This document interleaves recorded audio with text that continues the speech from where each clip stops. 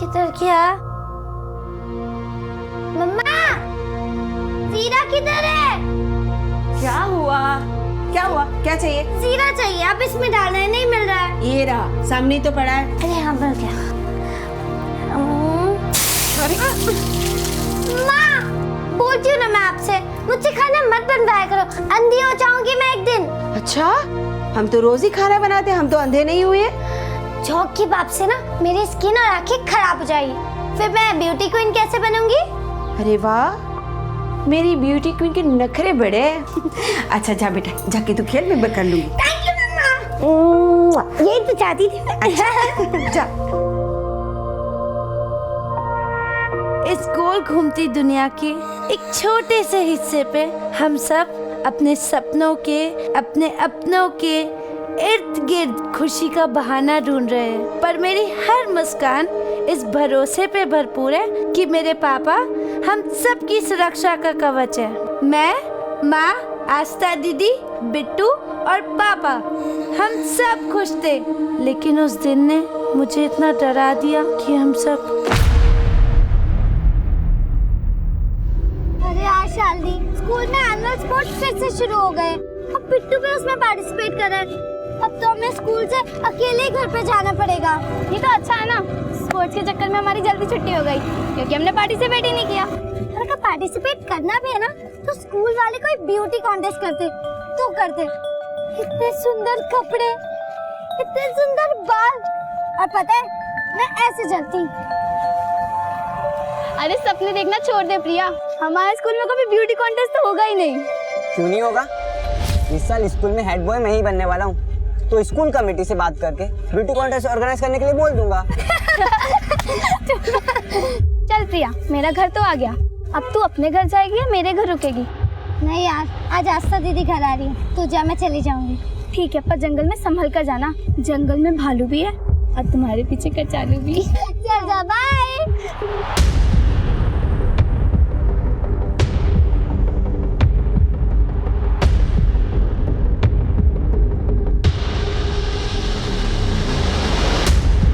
Okay, मेरा घर तो आ गया, तुम अकेली हो, क्या मैं तुम्हें छोड़ दूं? नहीं नहीं नहीं, तू जा, मैं चली जाऊंगी। रास्ते में भालू मिल गया तो? मैं नहीं डरती किसी बालों से और नहीं किसी कचालू से। ये ले अपनी छतरी। अरे रख रख, बाद में दे देना। नहीं नहीं रख, जा, मैं जा रही हूँ, बाय बाय।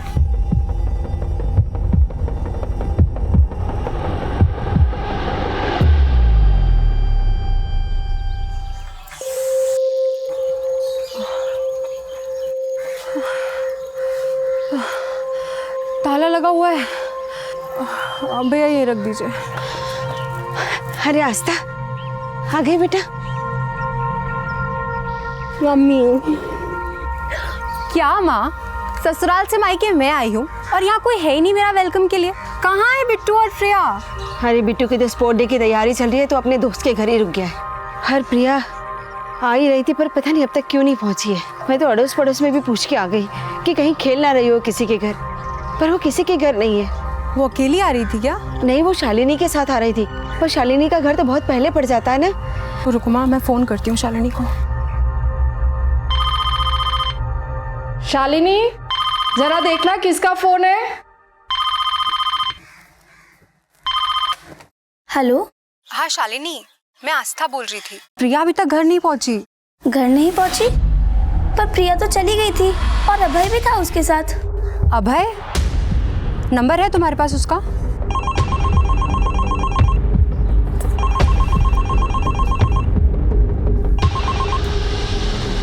हेलो हेलो अभय बेटा, मैं प्रिया की माँ बोल रही हूँ। शालिनी ने बताया कि तुम प्रिया के साथ आ रहे थे, पर प्रिया अभी तक घर नहीं पहुंची है। क्या? पर आंटी जी, मेरे घर वाले रास्ते तक तो प्रिया मेरे साथ ही थी। पर अभय बेटा, वो अभी तक घर नहीं पहुंची तो फिर कहाँ रह गई?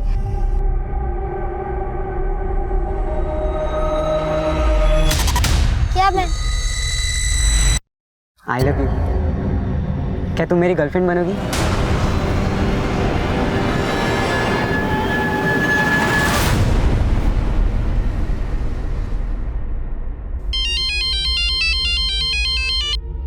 हाँ बोलो।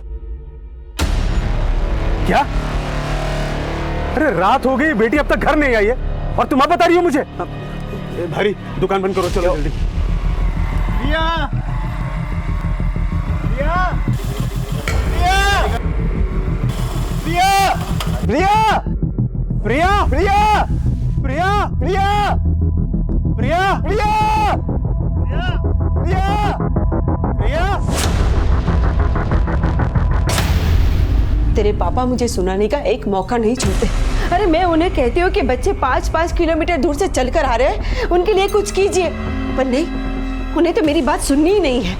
माँ, पापा से जितना बनता है वो करते हैं, और मैं भी तो स्कूल से अकेली आती जाती थी, क्या मुझे कभी कुछ हुआ? अरे बेटा, अनहोनी कहकर नहीं आती है, पर तू ये बात नहीं समझेगी। हे माँ पहाड़ों वाली, मेरी प्रिया की रक्षा करना, मेरी प्रिया की रक्षा करना। सब मेरी बच्ची खो गई है। सब प्लीज इसे ढूंढ दीजिए। सब क्या हुआ आपकी बेटी को? सोलन की स्कूल में पढ़ती है और रोज जंगल के रास्ते से हमारे टिकड़ी गांव पहुंचती है, अभी तक आई नहीं है साहब। मिश्रा, फॉरेस्ट वालों को इन्फॉर्म करो, उनसे कहे बच्चे को ढूंढे। आप चलिए मेरे साथ। हाँ चलिए साहब। प्रिया,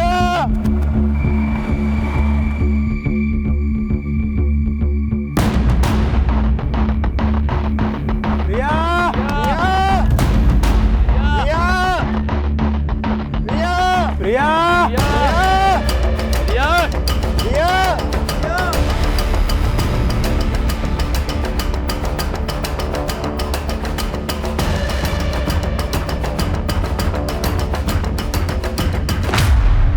रात भर प्रिया की तलाश जारी रही, लेकिन सुबह तक कुछ पता नहीं चला। पुलिस ने प्रिया के दोस्त शालिनी और अभय से भी पूछताछ की, लेकिन ये पूछताछ महज औपचारिकता बनकर रह गई। और जल्द ही एक सूचना सामने आई।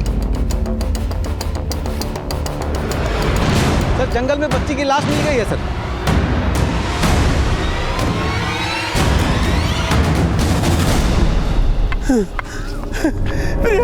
मेरी बच्ची, मेरे बच्चे, छोड़ो मुझे, मेरी बच्ची।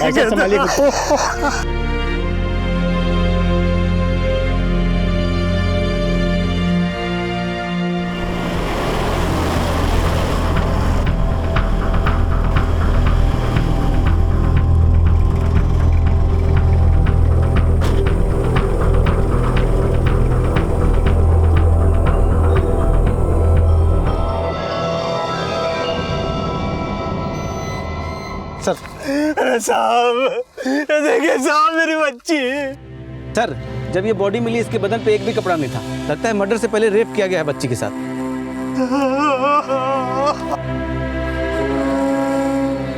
ये क्या कर रहे हैं आप लोग? बंद कीजिए कैमरा। बच्ची की डेथ हो गई, यहाँ पे फोटो निकाल रहे हैं। बंद कर।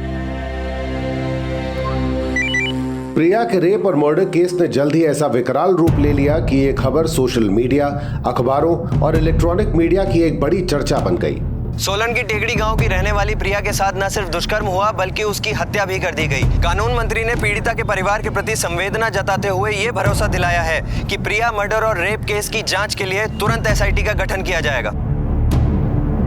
इस केस पे जल्द ही एसआईटी का गठन हुआ और केस की अगुवाई हिमाचल प्रदेश के एसपी मुकुंद लखनपाल को सौंप दी गई और एसपी मुकुंद लखनपाल ने सोलन पुलिस अधिकारियों से पूरे मामले का संज्ञान लिया।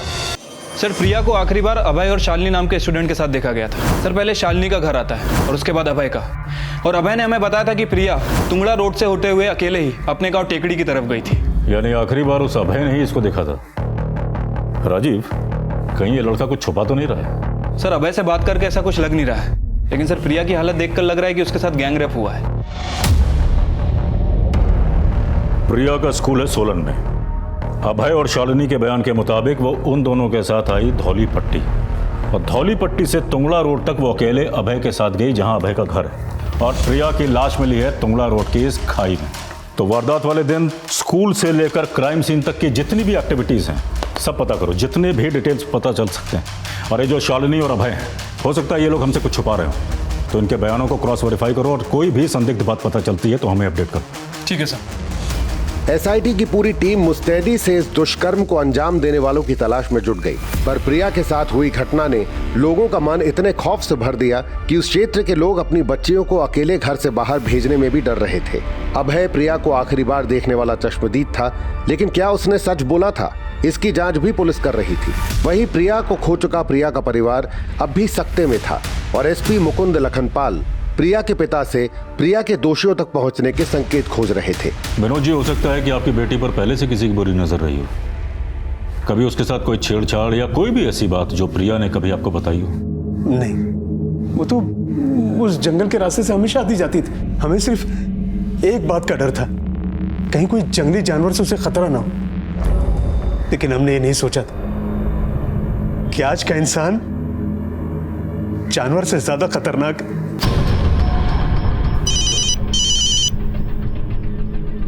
हाँ राजीव, बोलो। सर, टुंगड़ा रोड, जिस रास्ते से प्रिया अपने घर की तरफ जा रही थी सर, उसी रास्ते पे आगे अभिषेक का गोडाउन पड़ता है। और सर, स्थानीय लोगों के मुताबिक जिस शाम प्रिया के साथ ये हादसा हुआ, अभिषेक को अपने गोडाउन में काम करने वाले वर्करों के साथ शराब पीते हुए देखा गया। तो हो सकता है प्रिया का गैंग रेप इन शराबियों ने किया हो। एक काम करो, सबको उठा के लाओ। ठीक है सर।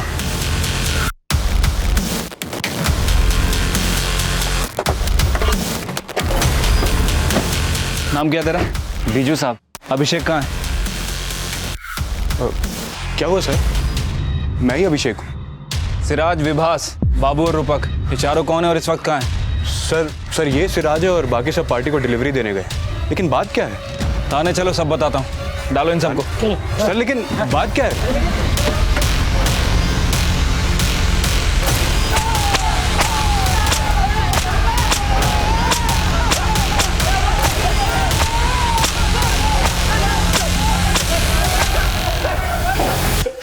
बोल। सर, हम मानते हैं कि कल हम सब साथ में थे, लेकिन ना मैंने कुछ किया है और ना ही मेरे वर्कर्स ने।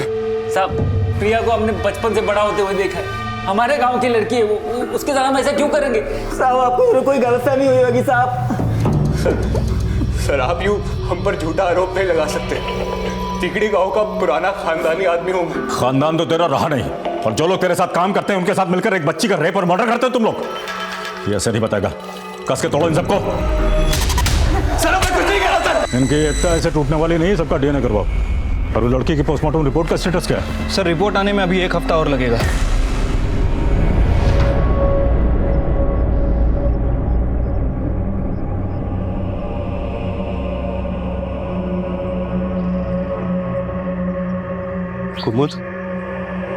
कुमुद चल अंदर चल। करे नहीं आएगी प्रिया। एक कुमुद रो ले, वरना ये अंदर का जख्म नासुर बन जाएगा। बोलती हूँ ना मैं आपसे, मुझसे खाना मत बनवाया करो। झोंक की बाप से ना मेरी स्किन और आंखें खराब हो जाएगी, फिर मैं ब्यूटी क्वीन कैसे बनूंगी?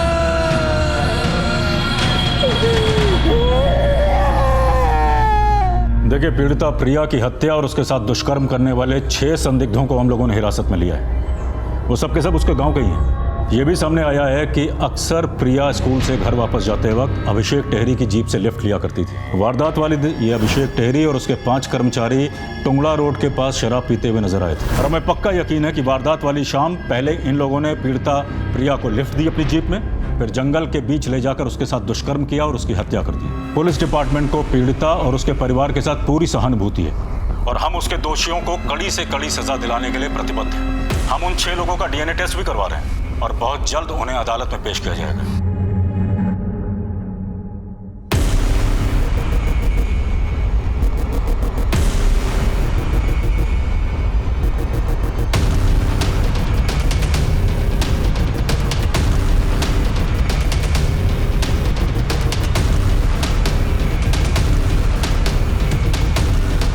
कुमुद दीदी, मेरे पति सिराज को बेकार में घसीटा जा रहा है।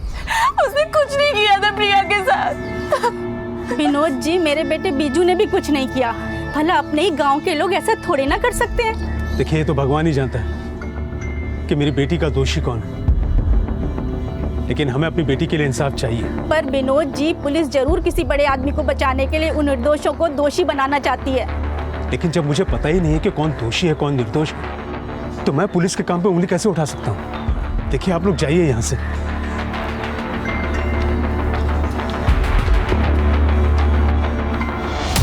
सर इन सब की एकता टूटती हुई नजर आ रही है। हालांकि सर उन्होंने कबूल नहीं किया है कि प्रिया का मर्डर और रेप उन्होंने ही किया है। लेकिन सर जब हम इनका डीएनए टेस्ट करा के इन्हें थाने रिटर्न ला रहे थे तो वो लोग आपस में लड़ने लगे और एक दूसरे पर इल्जाम लगाने लगे कि ये सब तेरी वजह से हुआ, तेरी वजह से हुआ। हटो। बीजू, साले तेरी वजह से हमें ये सब झेलना पड़ रहा है। मेरी वजह से? क्या बोल रहा है बेशिरात? कोठे पे कौन जाता था? चोल किसको लगी थी? कमीने साले, खुद की बीवी तो संभालता नहीं है, मुझे बोल। एक काम करो, इन सबको एक ही लॉकअप में बंद करो और ऑब्जर्व करो। हो सकता है डीएनए टेस्ट की रिपोर्ट आने से पहले इनका कबूलनामा आ जाए। ठीक है सर। मैं डर गई, पापा बचाओ। मैं शेर हूँ।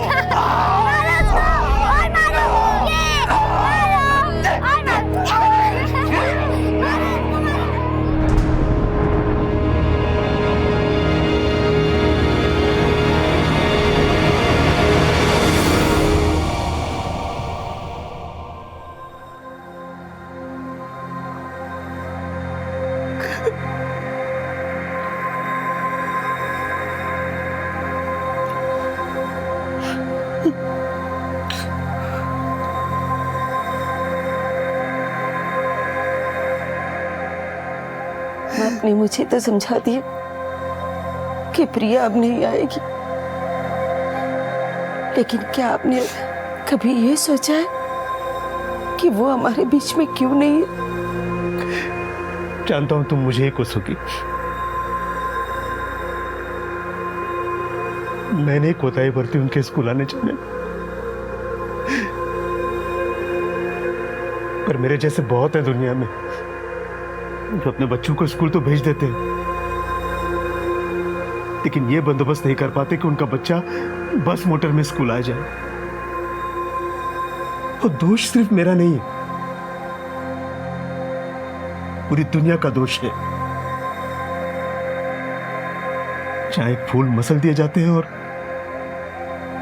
कांटों का मोल भाव होता। हाँ जी बोलो। What?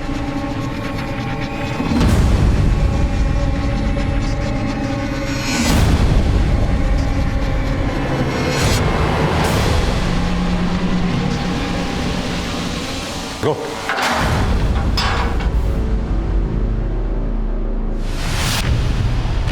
किसने मारा इसको? किसने मारा इसको? एसआईटी के इन्वेस्टिगेशन में सामने आए 6 सस्पेक्ट्स में से एक सिराज की कस्टोडियल डेथ ने इस केस में विरोध की ऐसी चिंगारी फूंक दी कि इन 6 सस्पेक्ट्स के परिजन पुलिस की कार्यशैली पे सवाल उठाने लगे। मेरे पति निर्दोष थे, उन्होंने प्रिया के साथ कुछ नहीं किया था। पुलिस ने उन पे झूठा आरोप लगा के मारा।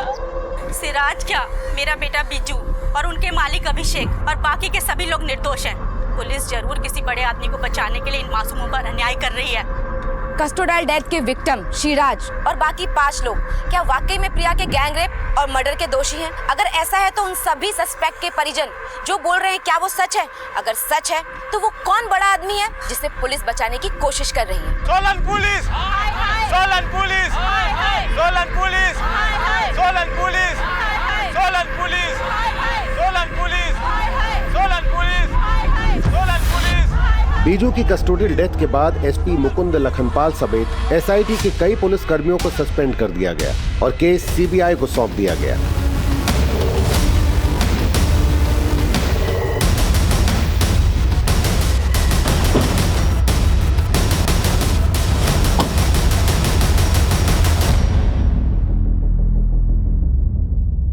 सर, प्रिया गैंगरेप और मर्डर केस के 6 संदिग्धों में से एक सिराज के कस्टोडियल डेथ की एसआईटी ने जो रिपोर्ट दी थी उसमें लिखा है कि सिराज का बाकी 5 सस्पेक्ट से झगड़ा हुआ था और जब ये झगड़ा हुआ उस वक्त ड्यूटी कर रहा कांस्टेबल टॉयलेट गया था और जब वो वापस आया तब तक सिराज मर चुका था।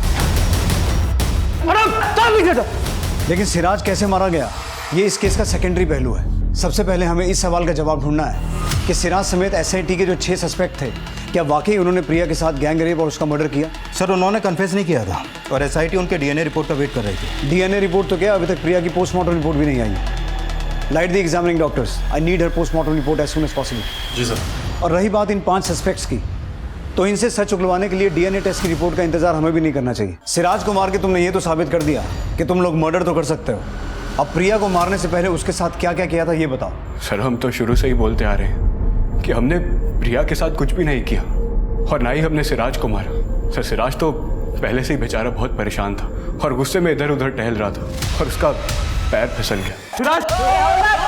और सर उस वक्त हवलदार भी ड्यूटी पर नहीं थे और उन्होंने हम पर झूठा आरोप लगा दिया। देख बेटा, ये तो सोचना मत कि तुम में से एक मर गया तो पुलिस वाले डंडे को हाथ नहीं लगाएंगे। साहब हम पहले भी बहुत पिट चुके हैं, आप भी मार लो। तुम्हारी ये मनोकामना बहुत जल्दी पूरी हो जाएगी, पर अगर जेल में जाके व्यायाम ही करना है तो हमारी कसरत क्यों करवा रहा है?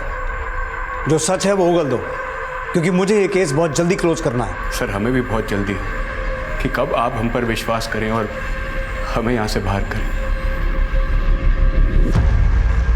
सर रस्सी जल गई पर बल नहीं गए या फिर मगरमच्छ के आंसू, क्या अप्लाई करें इन पे? इंसाफ में भले देर हो जाए, अंधेर नहीं होना चाहिए। केस कोई भी हो, ये मुहावरा हर केस में एप्ट बैठता है। और इस केस की जड़ में उतरने के लिए हमें उस दिन से शुरुआत करनी होगी जब प्रिया अपने दोस्त शालिनी और अभय के साथ स्कूल से आ रही थी। शालिनी ने बताया कि उसने प्रिया को अभय के साथ छोड़ा था और अभय ने बोला कि उसने प्रिया को उसके घर वाले रास्ते पर छोड़ा था। पहले इन दोनों बच्चों को टटोलते हैं, देखते हैं कि अंजाम से पहले गुनाह का बीज कहाँ से अंकुरित हुआ। सर शालिनी कालिंदी गांव में रहती है और अभय तुंगला रोड के पास रहता है। इनके घर का रास्ता नापने से पहले हमें प्रिया के घर वालों से मिलना चाहिए, शायद उनसे मिलकर हमें सही रास्ता मिल जाएगा। Right sir.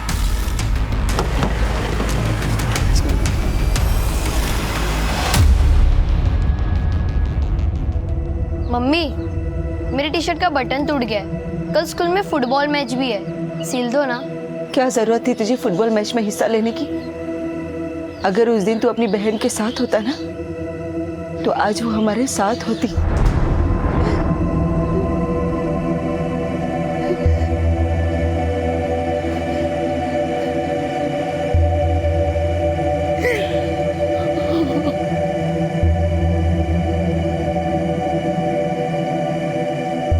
ओ फुटबॉलर, जंप करना ना मुझे भी आता है। 200 करने नॉन स्टॉप, तेरे गोल करने से कम मुश्किल नहीं है। तुझे तो धूल मिट्टी पसंद नहीं है ना, फिर क्यों नंगे पैर रस्सी कूद रही है? पागल, रस्सी कूदने से ना हाइट बढ़ती है और मिस वर्ल्ड बनने के लिए ना लंबी हाइट की जरूरत है, समझा? अरे लेकिन तू मिस वर्ल्ड बनेगी कब? अभी 16 क्यों ना, जब 18 किया जाऊंगी तब। काउंटडाउन शुरू। अरे पहले पापा से तो पूछ ले कि वो तुझे मिस वर्ल्ड बनाएंगे या नहीं। तुझे फुटबॉलर बना सकता हूँ तो प्रिया को मिस वर्ल्ड नहीं बना सकता? वेरी गुड बेटा, वेरी गुड। हाँ कितना हुआ? 125, 126। 120। आउट हो गई, आउट हो गई, आउट हो गई।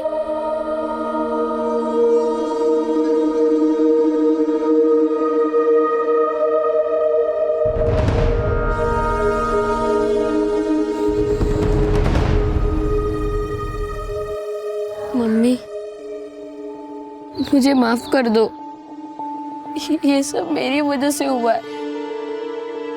अगर उस दिन मैं दीदी के साथ आता तो दीदी के साथ ऐसा नहीं होता। हे बेटा, उसकी दोषी तुम नहीं हो, हम सब तो उससे बहुत प्यार करते हैं ना।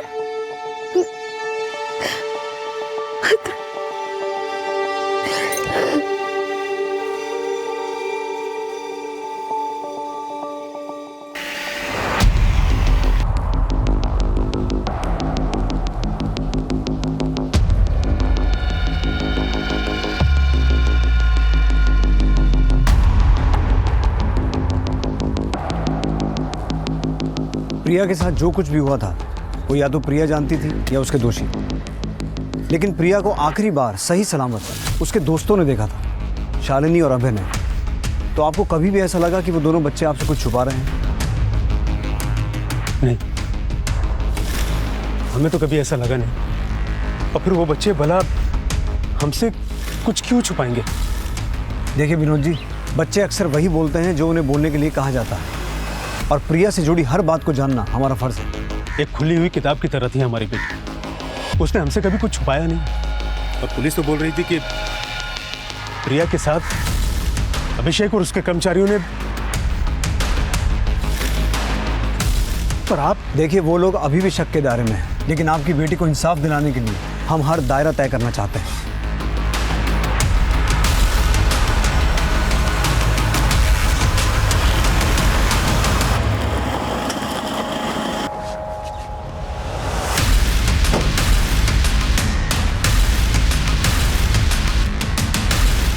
सुनिए शालिनी। जी सर, मैंने पहले भी बोला था सबको कि प्रिया मेरे साथ मेरे घर तक ही थी और उसके बाद वो अभय के साथ चली गई थी। बेटा हम आपसे सिर्फ इतना जानना चाहते हैं कि अभय और प्रिया कैसे दोस्त हैं। मेरा मतलब है अभय प्रिया के साथ कुछ। नहीं सर, वो तो प्रिया से प्यार करता था। लेकिन ये बात हमें पहले किसी ने बताई नहीं। आपने ये बात पुलिस को बताई थी? नहीं, पर वो सब अभय पे शक कर रहे थे और मैंने इस बारे में अभय से बात भी की थी। अभय सच सच बता, प्रिया को भालू ने गायब किया है या तू कुछ छिपा रहा है? पागल हो गया शालिनी, मैं प्रिया से प्यार करता हूँ और मैंने उसके साथ ऐसा कुछ भी नहीं किया। लेकिन तूने उसको घर तक क्यों नहीं छोड़ा? मैंने बोला था उसको, लेकिन वो सुनती ही कहाँ है किसी की। ओके, मेरा घर तो आ गया, तुम अकेली हो, क्या मैं तुम्हें छोड़ दूँ? नहीं नहीं नहीं, तू जा, मैं चली जाऊंगी। मैंने सोचा भी था कि उसके पीछे पीछे चला जाऊं, लेकिन काश में चला गया होता तो ये सब नहीं होता। बेटा आपने बताया कि अभय प्रिया को पसंद करता था, लेकिन क्या प्रिया अभय को पसंद करती थी? पसंद तो करती थी, लेकिन प्रिया ने मुझे कभी नहीं बताया कि अभय ने उसे प्रपोज किया था। सर, मैंने उस दिन प्रिया को पहली बार प्रपोज किया था, उसके बाद तो वो शालिनी को कैसी बताती? मतलब तुम्हारे पहली बार प्रपोज करने के बाद ही प्रिया के साथ ये सब हो गया, और अब तो हम प्रिया से ये बात कंफर्म भी नहीं कर सकते कि उसने तुम्हारा प्रपोजल एक्सेप्ट किया था या डिनाई किया था। नहीं सर, उसने डिनाई नहीं किया था, एक्सेप्ट किया था। प्रिया, प्रिया, रुको प्रिया, क्या मैं तुम्हें पसंद नहीं हूँ? मुझे क्या, पूरे स्कूल को तुम पसंद हो। अबे तुम बहुत अच्छी लड़की हो, लेकिन मैं तुम्हारी गर्लफ्रेंड नहीं बन सकती। ओके ठीक है, गर्लफ्रेंड नहीं तो फ्रेंड तो बन सकते हो ना? वो तो मैं हुई, लेकिन वो वाला गर्लफ्रेंड बॉयफ्रेंड वाला नहीं। देखो, जब मैं बड़े होके ब्यूटी क्वीन बहुत बड़ी स्टार बन जाऊंगी ना, तब हम एक गर्लफ्रेंड बॉयफ्रेंड के मामले में सोचेंगे, ठीक है? तब तक के लिए हम BFT BFF होंगे, बेस्ट फ्रेंड फॉरएवर, ठीक है? अबे कुछ छुपा नहीं रहे ना? नहीं सर, मैं कुछ नहीं छुपा रहा हूँ। सर, एन ओल्ड फ्लेम और an old head on young shoulder, क्या अप्लाई करें इस लड़के पे? किताब के कवर को देखकर किताब का अंदाजा नहीं लगाया जा सकता। पर सर, मीडिया और उन 6 संदिग्धों के परिवारों का आरोप है कि किसी बड़े आदमी को बचाने के लिए उन लोगों को फंसाया जा रहा है। अब थ्योरी चाहे मीडिया की हो या बरगलाई हुई जनता की, उसको चेक करने में कोई हर्ज नहीं है। और जब तक DNA और पोस्टमार्टम रिपोर्ट नहीं आती, बाकी 6 सस्पेक्ट्स के परिवार वालों को भी टटोलो, क्योंकि सिराज की मौत का उन्होंने भी काफी बवाल मचाया था। साहब, सिराज जी ने कुछ नहीं किया था, उन्हें फंसाया गया था। साहब, मेरे बेटे को फंसाया जा रहा है। जिस शाम प्रिया के साथ ये सब कुछ हुआ, वो मुझे अस्पताल लेकर गया था। लेकिन उस शाम तो आपके बेटे को अभिषेक और उसके दोस्तों के साथ शराब पीते हुए देखा गया था, और आप कह रही हैं? मैं मानती हूँ वो वहाँ गया था, लेकिन फिर वो मेरे पास वापस आ गया था और उसके बाद मुझे अस्पताल लेकर गया था। सिराज और बीजू के बाद CBI ने बाकी सस्पेक्ट्स के परिजनों से पूछताछ की। वहीं इस केस में अभय और उसके पिता की भूमिका को भी टटोला जा रहा था। प्रिया को खो चुका उसका परिवार इस मुश्किल परिस्थिति से उबरने का प्रयास कर रहा था, लेकिन प्रिया के साथ क्या इंसाफ होने वाला था, ये अब भी जांच का विषय बना हुआ था। सर, ये प्रिया की पोस्टमार्टम रिपोर्ट, इस रिपोर्ट के मुताबिक उसकी मौत उसी शाम हुई जिस दिन उसे शालिनी और अभय के साथ देखा गया। सर, प्रिया का लेफ्ट हैंड और लेफ्ट लेग दोनों फ्रैक्चर किया गया था और उसकी मौत दम घुटने से हुई थी। सर, इस रिपोर्ट में सबसे चौंकाने वाली बात यह सामने आई है कि प्रिया के साथ गैंगरेप नहीं हुआ था। प्रिया की बॉडी से सिर्फ एक ही DNA सैंपल मिला था, यानी उसका रेप सिर्फ एक ही इंसान ने किया था। लेकिन उन 6 में से कौन एक? सिराज या बाकी 5 में से कोई एक? सर, ये तो उन 6 की DNA रिपोर्ट आने से ही क्लियर होगा। लेकिन सर, बीजू के बारे में पता चला है कि उसका सेक्स वर्कर्स के यहाँ आना जाना था। DNA टेस्ट की रिपोर्ट कब तक आएगी? सर, 4-5 दिन और लग जाएंगे। प्रिया की पोस्टमार्टम रिपोर्ट ये थ्योरी बना रही है कि प्रिया का रेप और मर्डर बीजू के हाथों हुआ, लेकिन बीजू के साथ साथ उन 5 को भी SIT उठा के लेके आई। सिराज ने भी पहले बीजू को ब्लेम किया था। बीजू, साले तेरी वजह से हमें सब झेलना पड़ रहा है।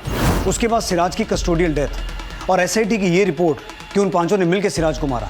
इसका मतलब ये भी हो सकता है कि सिराज का इस कांड में कोई हाथ हो ही ना, लेकिन उन 5 को ऐसा लगा कि सिराज उनके बारे में कुछ जानता है और वो मुंह खोल देगा, इसलिए पहले उनका झगड़ा हुआ और झगड़ा हत्या में तब्दील हो गया। विक्रांत, उन 5 को नार्को टेस्ट करवाने की तैयारी करो। मुझे ऐसा लगता है कि DNA टेस्ट की रिपोर्ट आने से पहले ही प्रिया के रेप, मर्डर और सिराज की कस्टोडियल डेथ का राज सामने आ जाएगा। Okay sir.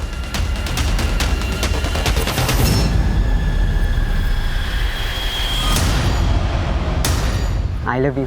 क्या तुम मेरी गर्लफ्रेंड बनोगी?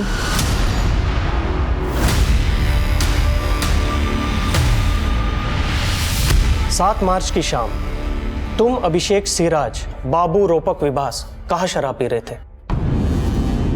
टुंगड़ा रोड के पास। उस शाम प्रिया भी टुंगड़ा रोड से जा रही थी, देखा था उसको? हाँ, देखा था उसे। वो उसी रास्ते से जा रही थी। प्रिया के साथ क्या किया? लिफ्ट दी थी ना उसको जीप में? नहीं, लिफ्ट नहीं दी थी हमने। वो चली गई थी, लेकिन फिर बीजू गया था।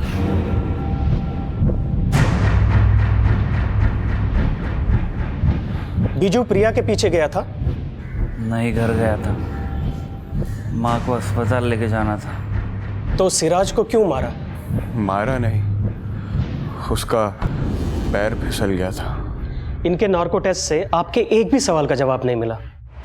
मतलब सर, ये लोग जो शुरू से बोल रहे थे उनके वही बयान क्लियर करता है नार्को टेस्ट। लेकिन इनके डीएनए टेस्ट की रिपोर्ट आना अभी बाकी है।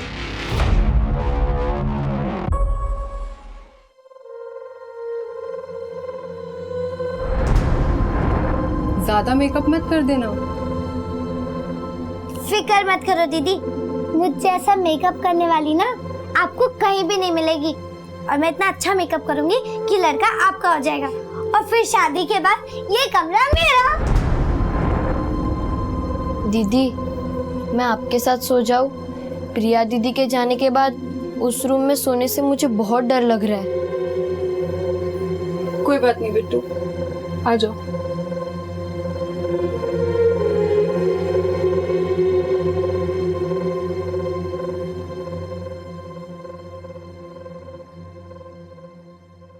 सर, ये क्राइम सीन की फुटेज, प्रिया की बॉडी इस स्पॉट पर मिली है और उसकी पोस्टमार्टम रिपोर्ट के मुताबिक उसकी मौत शाम को हुई थी, अंधेरा होने से पहले। सर, रात होने तक इस एरिया में लोगों का आना जाना लगा रहता है। सर, जिस तरीके से प्रिया के रेप से पहले उसके साथ स्ट्रगल किया गया, उससे साफ है कि वो चिल्लाई भी होगी। लेकिन इस केस में अभी तक कोई विटनेस सामने नहीं आया। तो सर, हो सकता है कि प्रिया को कहीं और मारा गया हो और उसकी बॉडी को डंप यहाँ पर कर दिया हो। विक्रांत, इस रास्ते पर जितने भी गांव पड़ते हैं और जो गांव वाले यहाँ से रोजाना आते जाते हैं, उन सबसे पूछताछ करो। हो सकता है किसी ने कुछ देखा हो, लेकिन किसी डर की वजह से कुछ बता नहीं रहा। Okay sir. प्रिया रेप और मर्डर केस में एसआईटी की इन्वेस्टिगेशन उन 6 सस्पेक्ट्स को आरोपी मानने की संभावना पर रुक गई थी, लेकिन उन 6 लोगों को अपराध करते हुए किसी ने विटनेस किया था या नहीं, ये एसआईटी पता नहीं लगा पाई थी। सीबीआई क्राइम सीन के आसपास रहने वाले लोगों से पूछताछ करके 7 मार्च की शाम प्रिया के साथ हुए अपराध के विटनेसेस ढूंढ रही थी, और इस बीच उन 6 सस्पेक्ट्स की डीएनए रिपोर्ट आई, जिसमें से एक की कस्टोडियल डेथ हो चुकी थी। सर, उन 6 लोगों की डीएनए रिपोर्ट, सर, उन 6 लोगों में से किसी का भी डीएनए प्रिया की बॉडी पे मिले डीएनए से मैच नहीं करता है। यस सर, प्रिया का रेप और मर्डर करने वाला कोई और ही है, जिसको ढूंढने के लिए फिर से नए मुर्गे और नए मुहावरे जोड़ने होंगे sir. What about Abhay? Sir, मुझे नहीं लगता कि अभय होगा, क्योंकि प्रिया की बॉडी पे मिले डीएनए को फिर से एग्जामिन करने के बाद सामने आया कि जिसने भी प्रिया का रेप किया उसकी उम्र 25 से 32 साल के बीच की होगी। 25 से 32, यानी कि अब ये हमारा सर्च क्राइटेरिया होगा। विक्रांत, टिकरी और आसपास के गांव और ज़रूरत पड़े तो पूरे डिस्ट्रिक्ट में सर्च करो। सभी पुलिस स्टेशन की मदद लो। 25 से 32 साल की उम्र के जितने भी लोग हैं, सबके ब्लड सैंपल लो और उन्हें प्रिया की बॉडी पे जो डीएनए मिला था उसके साथ मैच करवा के देखो। और हाँ, 25 से 32 साल की उम्र के जितने भी लोकल क्रिमिनल्स हैं, सबको तोड़ो। लेकिन सर, इन 5 का क्या करना है? अब तो मीडिया इस सिराज के कस्टोडियल डेथ का और भी बड़ा इशू बना देगी। एसआईटी जिन 6 सस्पेक्ट्स को प्रिया के गैंग रेप और मर्डर का प्राइम सस्पेक्ट मान रही थी, सीबीआई ने उन 6 लोगों में से 5 जिंदा बचे हुए लोगों को रिलीज कर दिया है। लेकिन जो छठा व्यक्ति पुलिस की कस्टडी में मारा गया था, उसका जवाब प्रशासन को देना पड़ेगा। और उससे भी बड़ा सवाल ये कि प्रिया के गैंग रेप और मर्डर का दोषी कौन है। विक्रांत, ये लोग सिराज की मौत के लिए पुलिस को दोषी मान रहे हैं, लेकिन उन 5 पर नजर रखना, क्योंकि सिराज की मौत के लिए वो अभी भी शक के दायरे में है। अब सोलन जिले में रहने वाले 25 से 32 साल के बीच के मेल हिस्ट्री शीटर्स ही नहीं, बल्कि उस हर आदमी का डीएनए लिया जा रहा था जो उम्र के इस दायरे में आता था। प्रिया का रेप और मर्डर हुए महीने के बाद महीने गुजर रहे थे, और एक लंबी चौड़ी जांच प्रक्रिया के बाद ये केस अब भी डेड एंड पे नजर आ रहा था।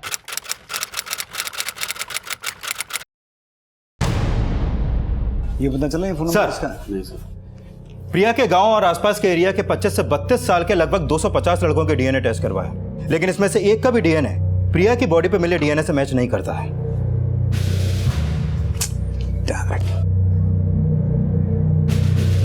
विक्रांत, हमने अभी तक उन्हीं लोगों के डीएनए टेस्ट करवाए हैं जो लोग इस इलाके में रहते हैं। ऐसा भी तो हो सकता है कि जिस किसी ने ये कांड किया है वो यहाँ का रहने वाला हो ही ना, बल्कि किसी का रिश्तेदार हो जो वारदात वाली शाम को यहाँ मौजूद था। एक काम करते हैं, एडवांस डीएनए टेस्ट करवाते हैं, जैसा हमने दिल्ली वाले केस में करवाया था।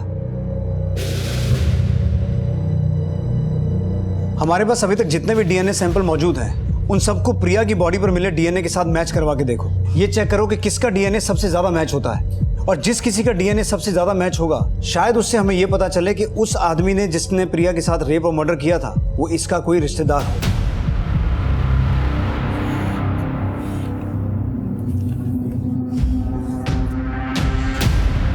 ओके, मेरा घर तो आ गया, तुम अकेली हो, क्या मैं तुम्हें छोड़ दूं? नहीं नहीं नहीं, तू जा, मैं चली जाऊंगी।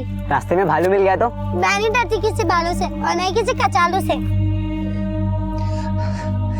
मैं तुम्हें नहीं बचा पाया प्रिया।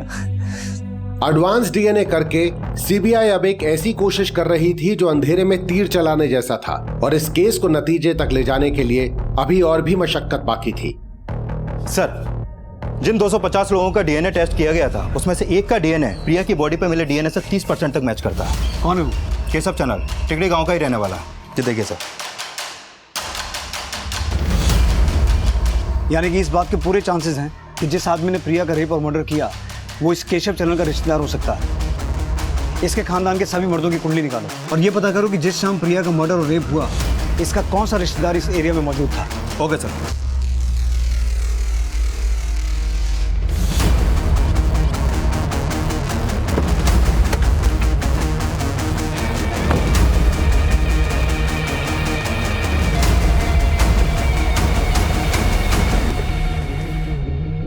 केशव है घर पे? जी जी बोलिए। केशव जी, आपके अलावा आपके परिवार में और कौन कौन लोग हैं? जी मैं हूँ, मेरी वाइफ है, अम्मा जी पिताजी है, और चाचा जी पिछले साल गुजर गए थे, तो चाची है और बेटी है उनकी, मेरी चचेरी बहन। और इसके अलावा और कोई आदमी नहीं है? नहीं सर, बस इतने ही है परिवार के लोग। अच्छा, ये बताइए कि 7 मार्च को आपका कोई रिश्तेदार आया था आपके यहाँ पर? नहीं साहब, नहीं, कोई नहीं आया था। सर, केशव के घर में केशव के अलावा आदमियों में सिर्फ उसका 65 साल का बाप है, और किसी आदमी के बारे में उसने कुछ नहीं बताया। यानी कि कुछ छुपा रहा है। विक्रांत, आसपास अच्छे से पता करो। मुझे लगता है 7 मार्च को इसका कोई ना कोई मेल रिलेटिव यहाँ जरूर आया होगा। Okay sir.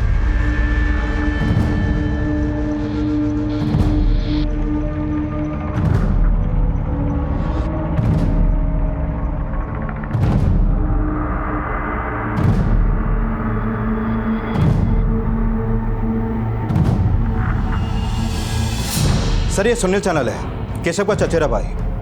केशव के पड़ोसियों ने इसका स्केच बनवाया। सर, मैंने इसकी सारी डिटेल्स निकाली है। कई सालों से ये दिल्ली में था। 2016 में अटेम्प्ट टू मर्डर के केस में अंदर गया।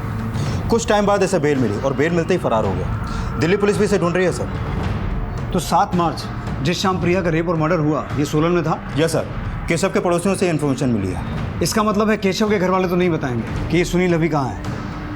एक काम करो विक्रांत, केशव के घर के सभी सदस्यों के फ़ोन सर्विलेंस पर डालो। हो सकता है ये सुनील किसी के टच में हो, और अपने सोर्सेज से ये पता लगाने की कोशिश करो कि ये सुनील इस वक्त कहाँ हो सकता है। Okay sir.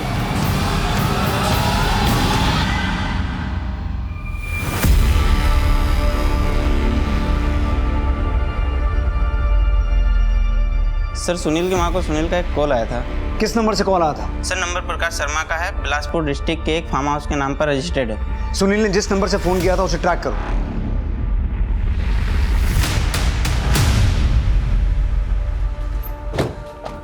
क्या हुआ? ये सुनील चलन कहाँ है? सब सुनील चलन तो यहाँ नहीं है। अंदर जाके चेक करो। साहब, वो हमारे इधर दिहाड़ी मजदूरी करता था, कहाँ माँ बीमार है और छोड़कर चला गया। और ये प्रकाश शर्मा कौन है? मैं ही प्रकाश शर्मा हूँ। तो उसने तुम्हारे नंबर से यहाँ से कॉल किया? हाँ साहब, मेरे ही नंबर से उसने अपनी माँ को कॉल किया। कितना टाइम पहले निकला है वो?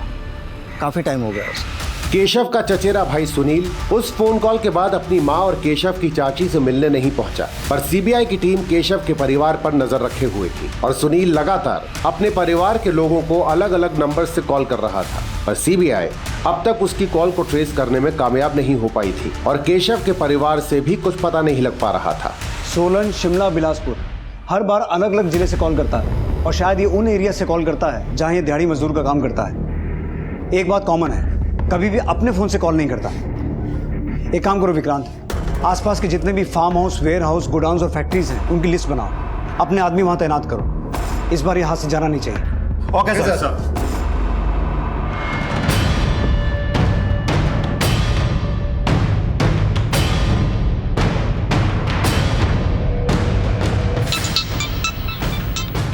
हेलो,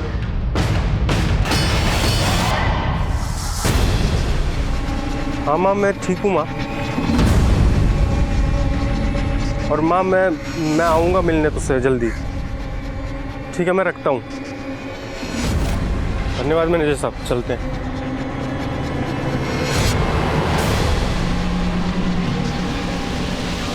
जाने से पहले हमसे नहीं मिलोगे?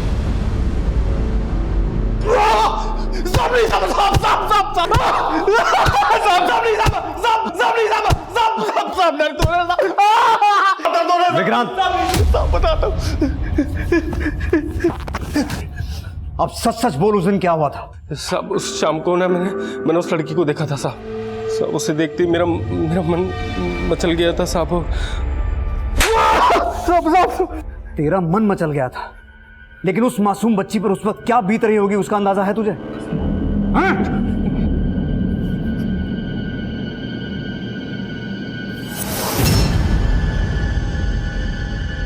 सुनील ने अपना गुनाह कबूल कर लिया और उसका डीएनए प्रिया की बॉडी पे पाए गए डीएनए से मैच भी हो गया। सुनील पे प्रिया के रेप और हत्या का केस फाइल किया गया, लेकिन सिराज की कस्टोडियल डेथ क्यों हुई थी इसकी अब भी जांच चल रही है। लेकिन प्रिया को मिला इंसाफ भी उसके परिवार में प्रिया की कमी दूर नहीं कर पाएगा। जंगली भालुओं से डरना, उनसे सतर्क रहना सिखाया, पर यह बताना भूल गया कि इंसान किसी भी जंगली जानवर से ज्यादा खतरनाक है।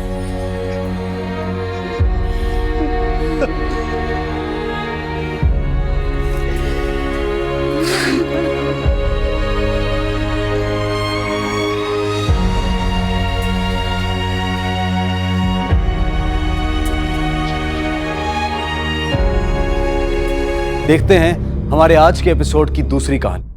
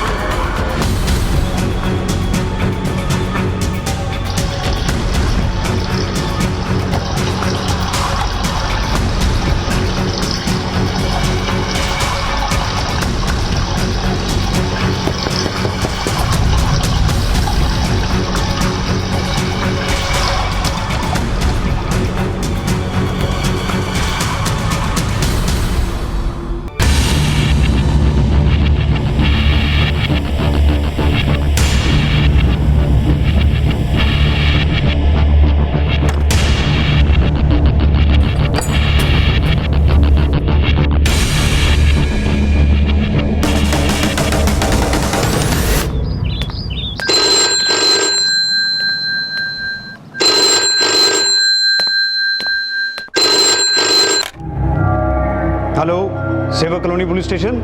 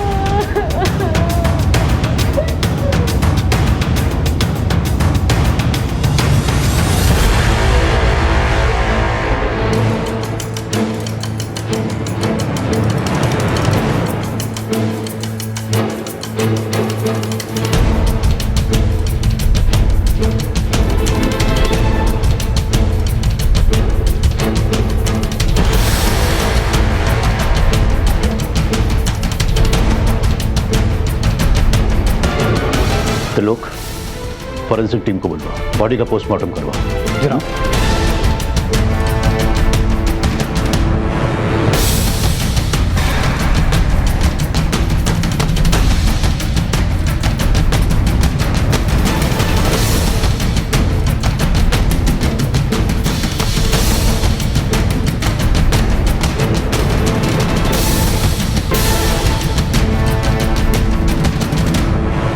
पुलिस स्टेशन फोन आपने किया था? जी सर। क्या हुआ था यहाँ पर? सर मैं रोज की तरह यहाँ आज सफाई करने के लिए आई थी। नीतू मैडम जी।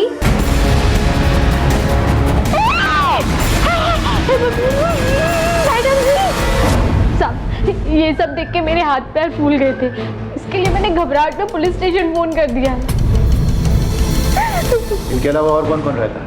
सब नीतू मैडम जी के पति। तो अभी वो कहाँ है? साहब वो अभी शहर के बाहर गए हैं। वो घूमने फिरने वाला काम करते हैं, मेडिकल दवाइयों का। महीने में सिर्फ 4-5 दिन ही घर पर रुकते हैं। जनाब नौकरानी कह रही है पति बाहर टूर पे गया हुआ है, पत्नी घर अकेली थी। और घर में कोई फोर्स एंट्री भी नहीं है, हर चीज अपनी सही जगह पर। सिर्फ बेडरूम के बेड के एक पाई के नीचे से ईंट हटाई गई है। मुझे तो शक है कि मर्डर भी इसी से हुआ है। जनाब आपके कहने का मतलब है किसी जानने वाले ने मारा है, जिसके लिए नीतू ने खुद दरवाजा खोला। तो लोग इनके रिश्तेदारों और सारे जानने वालों की एक लिस्ट बनाओ, सबसे अच्छी तरीके से पूछताछ करो। हमारा मिस्टर खुराना से मिलना बहुत जरूरी है, उन्हें तुरंत पुलिस स्टेशन बुलवाओ। जनाब। तुम यहाँ रहने वाले सभी लोगों को तो जानते ही हो, लेकिन यहाँ के बाशिंदों के अलावा किसी अनजान आदमी को तो यहाँ आते जाते नहीं देखा। सवेरे ऑटो से एक घर वाली मैडम आई थी, वो तो घर के अंदर चली गई। ऑटो वाला और उसके साथ कोई और आदमी था जो आपस में बातें करते रहे। थोड़ी देर के बाद दोनों चले गए। फिर ऑटो ड्राइवर वापस लेकर आया रिक्शा और अंदर चला गया। उन दोनों की शक्लें याद हैं?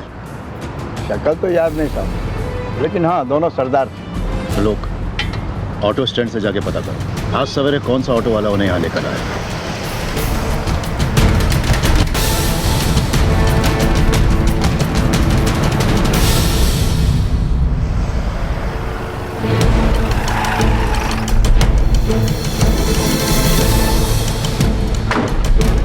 जनाब ये दलजीत खुराना, नीतू खुराना के पति।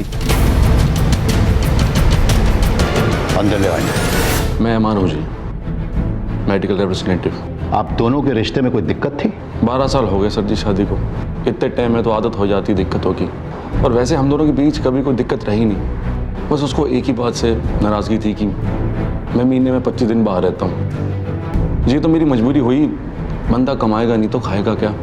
ठीक है आप जा सकते हो, लेकिन जब तक ये केस सॉल्व नहीं होता हमें बिना बताए शहर से बाहर मत जाना। केस की तहकीकात के लिए आपको दोबारा आना पड़ सकता है। Thank you sir.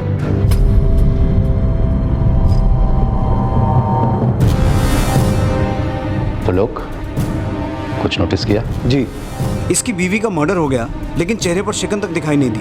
और एक बात, शादी को 12 साल हो गए हैं लेकिन बच्चा नहीं है। ये बात थोड़ी अजीब है जनाब।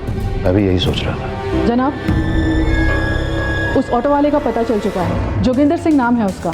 वैसे लोग उसे लकी बुलाते हैं। वही गया था मिसेस खुराना को छोड़ने।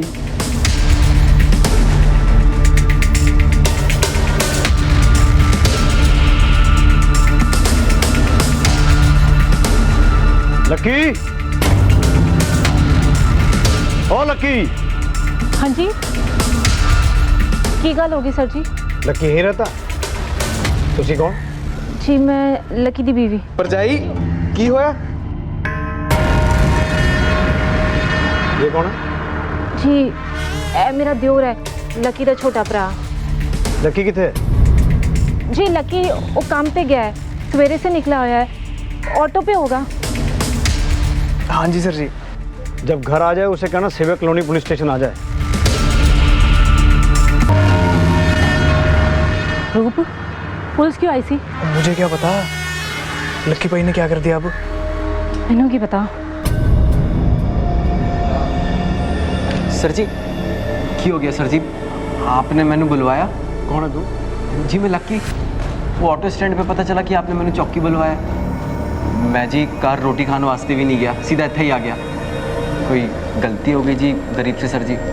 अंदर बड़े साहब के कैबिन में चल, माँ बताता हूँ। पर होया की है सर जी? चल तो सही, आजा। एक बात बता, कल दोपहर 22 सितंबर को तू कहाँ था?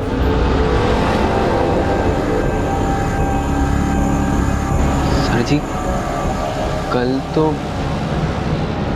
याद नहीं आ रहा है ना? सर जी वो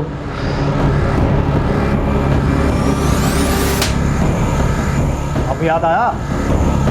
सेवक नगर कॉलोनी गया था तू अपना ऑटो लेके, गया था कि नहीं?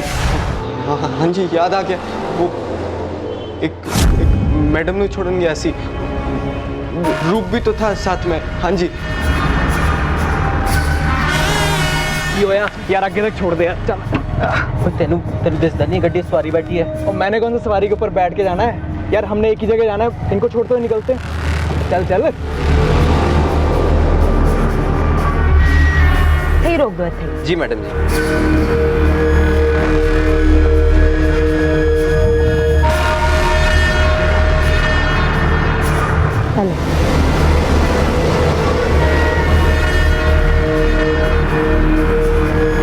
वीरे कितनी कैट सवारी सी है, बिल्कुल रसमलाई है। वो चुप कर यार, कस्टमर भगवान होता है।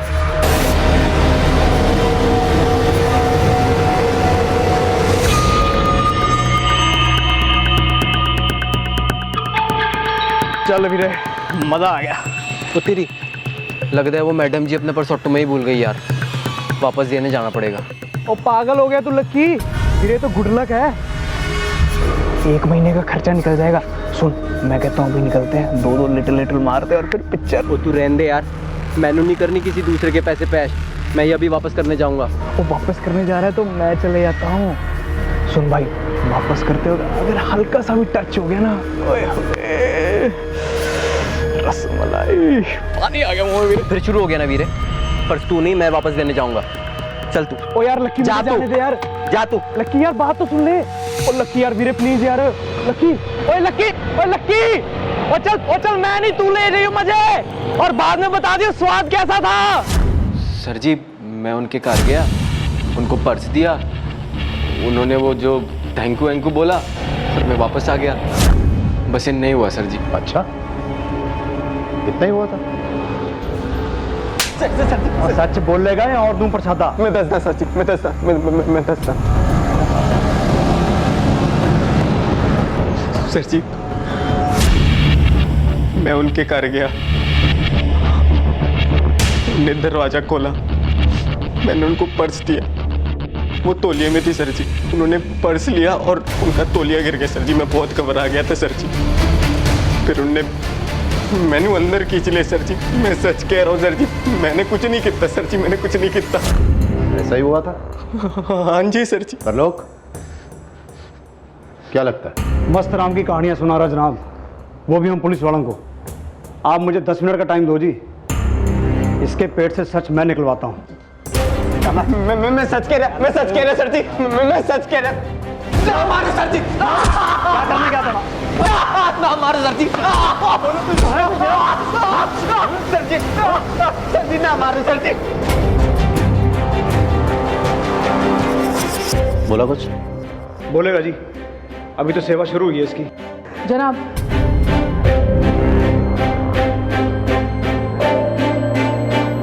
दलजीत खुराना को बुला।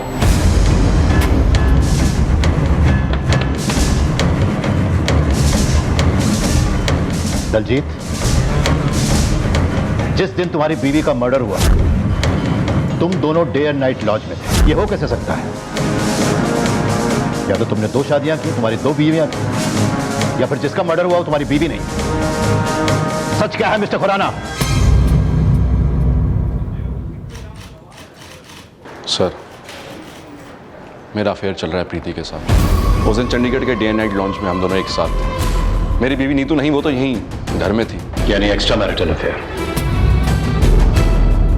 तो यह भी तो हो सकता है दलजीत कि अपने इस इलीगल अफेयर को लीगल बनाने के लिए तुमने अपनी लीगल पत्नी यानी नीतू को अपने रास्ते से हटवा दिया। मैंने नीतू को नहीं मारा। जिस दिन नीतू का मर्डर हुआ मैं तो प्रीति के साथ होटल में था। अगर यकीन नहीं है तो पूछ लीजिए उससे। दलजीत सच कह रहा है सर, हम दोनों एक दूसरे नाल बहुत प्यार करते हो। कल हम हम दोनों साथ में थे। हम लोग चंडीगढ़ के डे एंड नाइट लॉज में कमरा बुक कराया था हमने, वहाँ थे हम। जनाब, चंडीगढ़ से लुधियाना आके मिसेस खुराना का कत्ल करके वापस चंडीगढ़ जाना कोई बड़ी बात नहीं है। चंडीगढ़ से लुधियाना का सफ़र मुश्किल से 1-1.5 घंटे का है। पर जनाब, डे एंड नाइट लॉज के स्टाफ वाले बता रहे हैं कि दलजीत और प्रीति उस दिन वहीं थे। जनाब, पोस्टमार्टम रिपोर्ट आ गई है। मिसेस खुराना की हत्या चेहरे को बुरी तरह कुचलने से हुई थी और सर के पीछे भी चोट लगी थी। लेकिन अजीब बात यह है कि हत्या से पहले उनके साथ शारीरिक संबंध बनाया गया था। जबरदस्ती के कोई निशान? रिपोर्ट के अनुसार तो नहीं। मामला कंसेंशुअल लगता है। दलजीत और प्रीति को फिलहाल छोड़ दो और लकी के एक वाली बयान, जिसके अनुसार उसने ये कहा है कि मृतका यानी मिसेस खुराना के साथ उसने शारीरिक संबंध स्थापित किए थे। उसके आधार पर उसके खिलाफ चार्जशीट दायर करो, उसकी तस्वीरें खींचो, फिंगरप्रिंट्स लो और उसे कोर्ट में पेश करो। हमारा प्राइम सस्पेक्ट वही है। लकी के खिलाफ पुलिस के पास कोई पुख्ता सबूत नहीं था और वो बार बार दोहरा रहा था कि वो निर्दोष है। उसका सिर्फ नाम लकी है, लेकिन मनहूसियत उसका पीछा नहीं छोड़ती। केस कोर्ट में दाखिल हुआ, लेकिन सबूतों के अभाव में लकी को बरी कर दिया गया। और फिर 3 साल बाद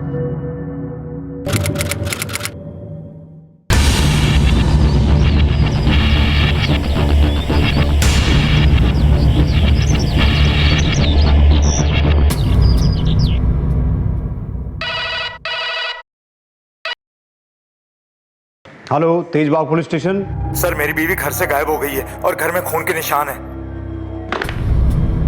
हुकुम सिंह। जी जनाब। गड्डी निकालो। जी जनाब। जनाब,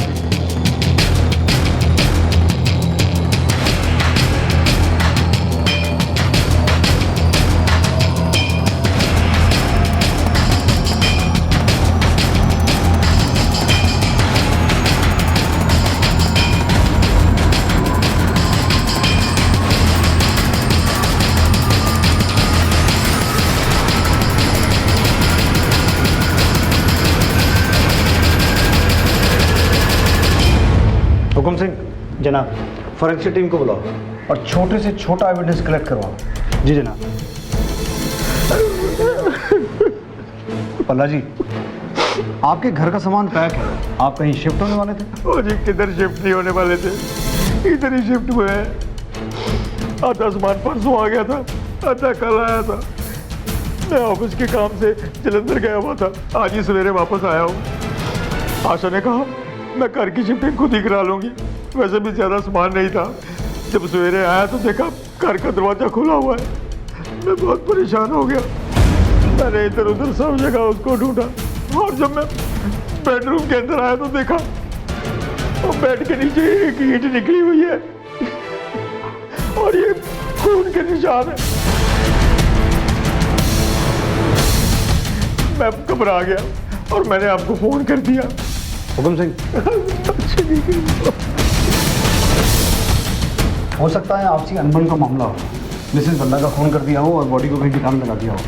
या हो ये भी सकता है कि मिसेस बल्ला खुद कहीं चली गई हो और ये खून के छींटे वगैरह हमें गुमराह करने के लिए यहाँ छोड़ दिए गए हो। मुमकिन है जनाब, क्योंकि घर में कोई फोर्स एंट्री नहीं हुई है और कोई चोरी या डकैती भी हो, ऐसा भी नहीं लगता। एक काम करो हुकुम सिंह, जिन मजदूरों ने सामान शिफ्ट करवाया था उनका पता लगाओ और उन्हें पूछताछ के लिए थाने बुलाओ।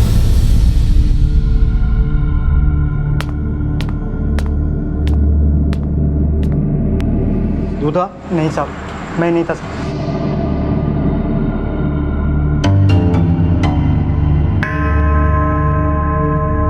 खड़ा हो।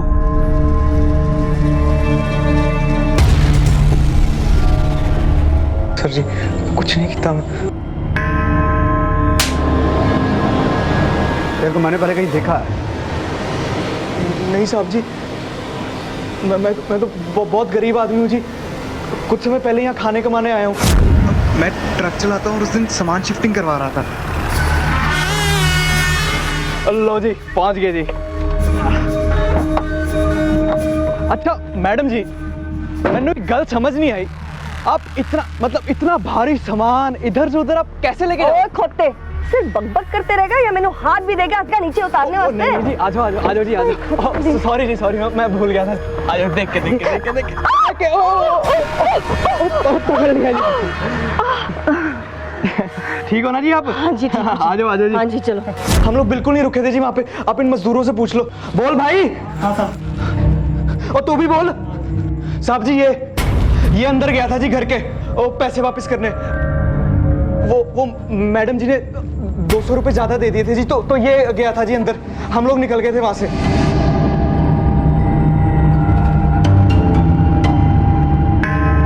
ऊपर देखो, ऊपर देख।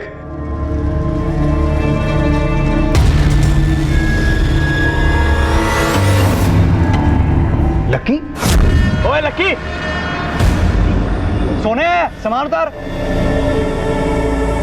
ओ भाई साहब जरा आराम से निकालना, बड़ा कीमती सामान है। सुन लिया? आइए मैडम जी। हाँ जी चलिए चलिए। हाँ तो मैडम जी, तूने बीच में से जाना है। अच्छा पैसे ले लो जी। हाँ जी दे दो। ये ठीक से उतारवा दीजिए। हाँ जी पक्का जी, आगे भी बुला लेना जी। ले पैसे। जुबान नहीं चला रहा था, हाथ भी चला लेता थोड़े। मैंने कल लेने सारा सामान उठाया है, हाथ लगा लेता तो मरना जाता तू। लक्की वीरे, हाथ के मैं तो सब कुछ लगाने को तैयार था, उसको हाथ लगाने देती तब ना। चुप हो जाए यार, जब देखो बकवास करता रहता है। ये 200 रुपए ज्यादा दे दिए मैडम जी ने, तो वापस देख के आता हूँ। ओए पागल हो गया तू?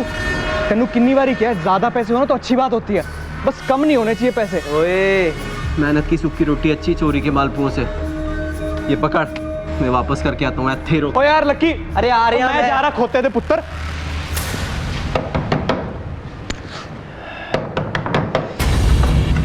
तू क्यों होया?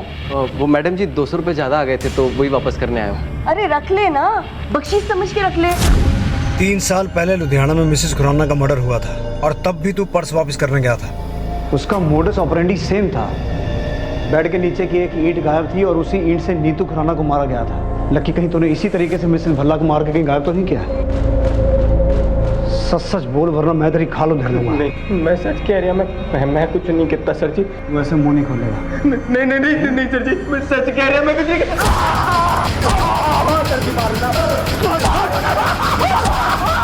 परजाई रूप लकी किथे छड़ के आया तू? परजाई लकी फिर से अनलकी हो गया। पुलिस उसको थाने में बुरी तरह कूट रही है, पता नहीं उसने इस बार क्या कांड कर दिया।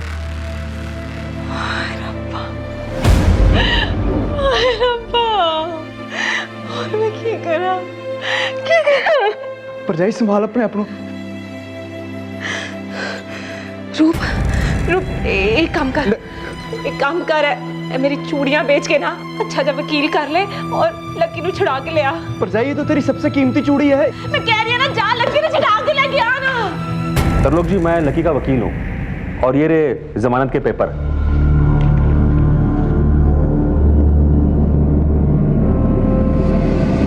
हुकुम सिंह चला।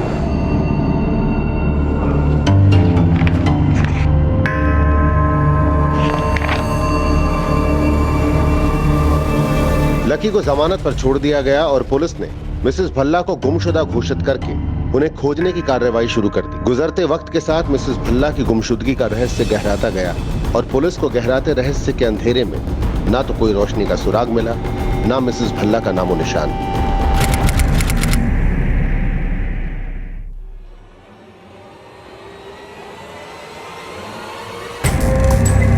रेशमा, रेशमा,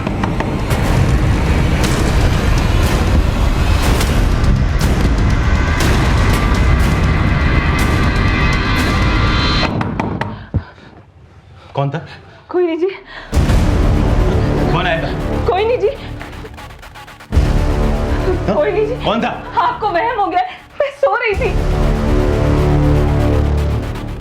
सो रही थी तू? ये बनियान किसका है? नहीं।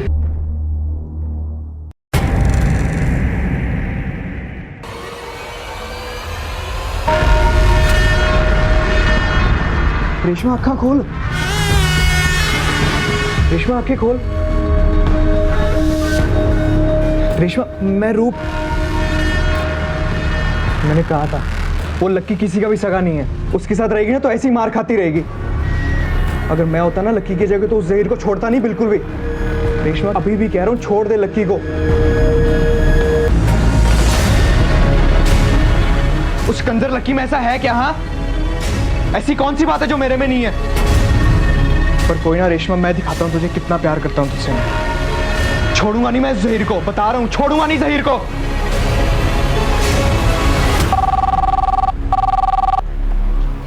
हेलो सर, हाईवे रोड के पास एक लावारिस लाश मिली है, आप जल्दी आओ।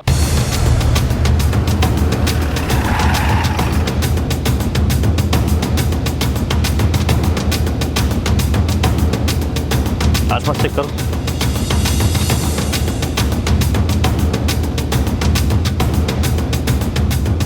लाश को सबसे पहले किसने देखा? मैंने देखा साहब। मैं इधर से शॉर्टकट मार के जा रहा था, देखा लाश पड़ी है, तो मैंने पुलिस को फ़ोन किया सर। आप लोगों में इससे कोई पहचानता है? जनाब, इसके पास से आईडी कार्ड या कुछ भी ऐसा नहीं मिला है जिससे इसकी पहचान हो पाए। बाकी ये देखिए, ये एक टैटू बना हुआ है, उर्दू में कुछ लिखा हुआ है जनाब। एक उर्दू एक्सपर्ट को बुलाओ और पता करो कि इसके हाथ पे लिखा क्या है। ये ईंट देखिए जनाब, खून के निशान इस पर। इसका कत्ल भी शायद इसी ईंट से किया गया है और कोई पहचान ना पाए इसलिए चेहरा बिगाड़ दिया गया। ईंट को फॉरेंसिक के लिए भेजो और बॉडी को पोस्टमार्टम के लिए भेजो। जय हिंद जनाब। जय हिंद जनाब। डेड बॉडी के हाथ में जो टैटू था उसका मतलब जहीर खान है, जो शायद इस आदमी का नाम हो सकता है जनाब। बाकी आसपास के किसी भी पुलिस स्टेशन में इस उम्र के आदमी की कोई भी मिसिंग कंप्लेंट दर्ज नहीं है। फिर भी जनाब हमने उसकी डिटेल्स को अपने डिपार्टमेंट की साइट पर अपलोड कर दी है। हो सकता है जनाब कहीं से कोई लीड मिले।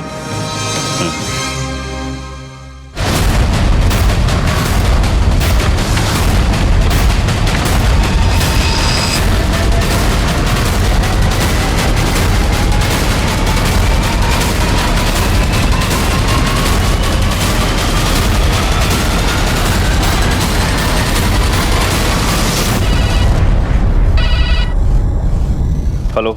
हाँ जी, तेजबाग पुलिस स्टेशन पटियाला से पीएसआई तरलोक सिंह बोल रहा हूँ जी। हाँ बोलो तरलोक। जनाब, ये जो लुधियाना में मर्डर हुआ है जिसकी डिटेल आपने वेबसाइट पर डाली है, जनाब 1995 में लुधियाना के सेवक नगर में मिसेस खुराना का मर्डर हुआ था। उस केस में हमने जोगिंदर और लक्की को अरेस्ट किया था। उसके बाद जी 1998 में यहाँ पटियाला में एक मिसेस भल्ला ऐसी संदिग्ध हालातों में गायब हो गई थी। उनके घर से भी हमें ब्लड स्पॉट और ईंट के टुकड़े मिले थे। एंड वेरी इंटरेस्टिंगली जनाब, उस केस में भी मेन सस्पेक्ट लक्की था, पर जनाब दोनों केसेस में बच के निकल गया क्योंकि उसके खिलाफ सबूत नहीं मिले।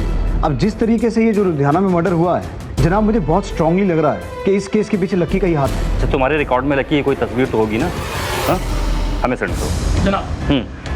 जिस एरिया में लाश मिली थी उसके आसपास जाकर के हमने इंक्वायरी की तो पता चला कि जहीर खान नाम का आदमी कबाड़ी बाजार के पास वाले स्लम एरिया में रहता है, जो कि कल सुबह से किसी को दिखा ही नहीं है। एक बात और जनाब, जब हमने उन लोगों को फोटो दिखाई तो कपड़ों और टैटू से उन लोगों ने डेड बॉडी की पहचान की है। उसके घर का पूरा एड्रेस पता चला? जी जनाब। चलो।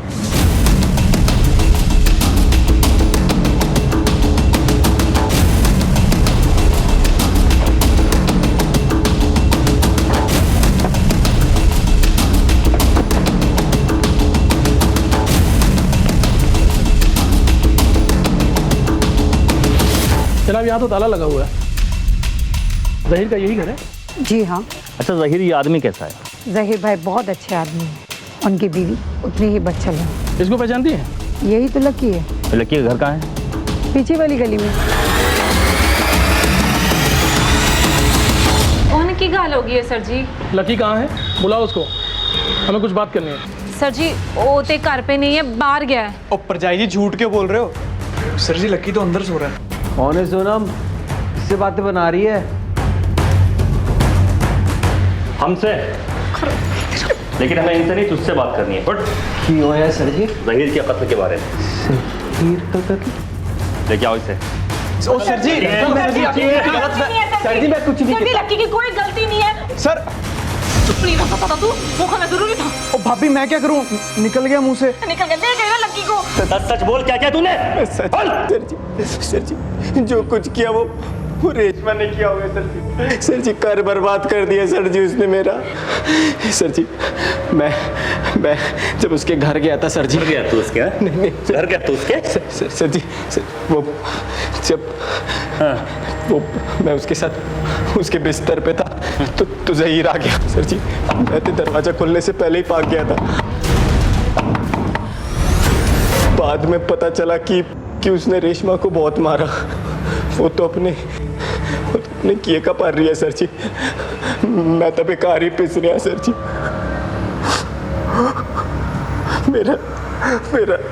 मेरा नाम ही लक्की है सर जी, पर मुंह बढ़ाने लक्की सर जी। लुधियाना में, पटियाला में, सब जगह मेरे साथ ऐसा ही हुआ है सर जी। पैर बदले पर नसीब नहीं बदला सर जी। नसीब नहीं बदला तेरा? हाँ? नसीब नहीं बदला। सर जी उसे छोड़ दीजिए, उसने कुछ नहीं किया, ज़हीर को मैंने मारा है, उसे छोड़ दीजिए। मैं नहीं मारती तो उसने मुझे मार देना था, और मुझे उसके मरने का कोई दुख भी नहीं है। चढ़ा दीजिए मुझे फांसी पर, मुझे उसका कोई दुख नहीं होगा। रोज रोज वो मुझे कुत्तों की तरह पीटता था, और उस दिन भी वो मुझे मार नहीं आया था। मैं अपनी जान बचाती नहीं तो क्या करती, इसलिए मैंने उसे मार दिया और उसकी लाश को मैदान में डाल दिया। रेशमा ने कबूल किया है कि उसने ज़हीर को सेल्फ डिफेंस में मारा है। जनाब मुझे पूरा यकीन है ये झूठ बोल रही है। हो सकता है रेशमा झूठ बोल रही हो, लेकिन उसका कन्फेशन तो कंसीडर करना ही पड़ेगा ना।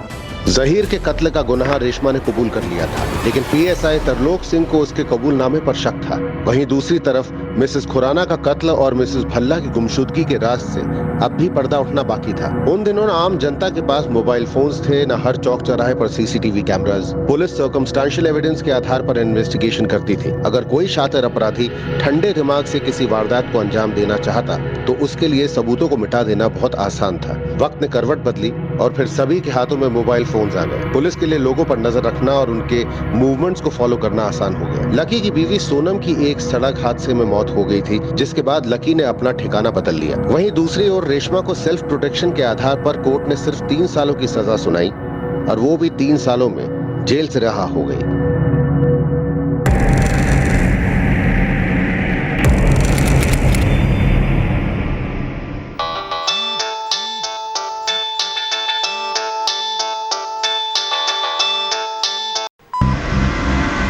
हाँ ढिल्लो, ठीक है पहुंचते हैं।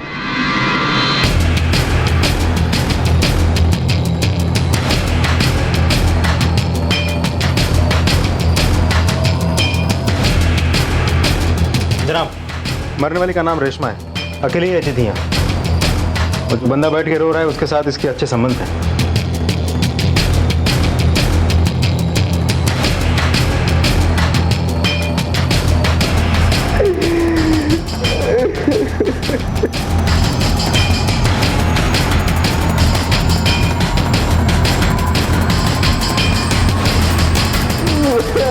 हाँ भाई,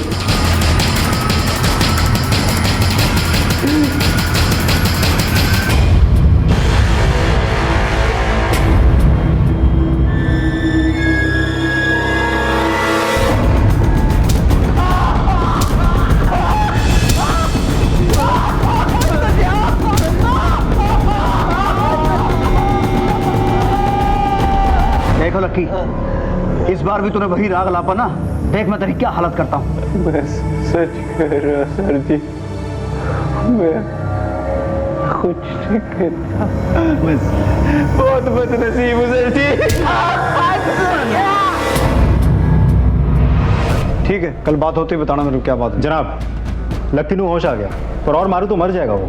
चलो देखते हैं। कह रहा है मर्डर के बाद वो पहुंचा था। देख,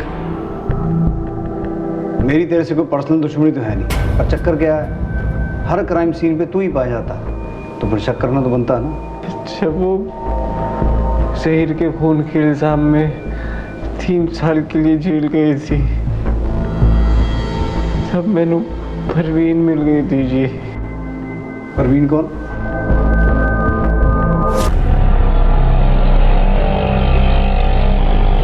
बस जी बस, रोक दीजिए। की हो गया मैडम जी, तुसी तो 13 नंबर के लिए भी जाना है ना, तो 3 नंबर ही है।